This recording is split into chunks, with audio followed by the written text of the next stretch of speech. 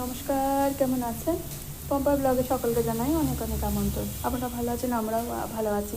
তো আজকে তো উল্টো রথযাত্রা, আজকে থেকে স্টার্ট, কিন্তু এবারে দুদিন রথযাত্রা, উল্টো রথযাত্রা দুদিন মানে ধার্য হয়েছে, ক্যালেন্ডারে সেটা আছে। তো আজকে আর কালকে দুদিনের জন্যই সবাইকে অনেক অনেক আন্তরিক শুভেচ্ছা। আপনারা খুব ভালোভাবে কাটান এবং শ্রী জগন্নাথ দেবের আশীর্বাদ থাকুক আপনাদের উপরে, এটাই প্রার্থনা করি।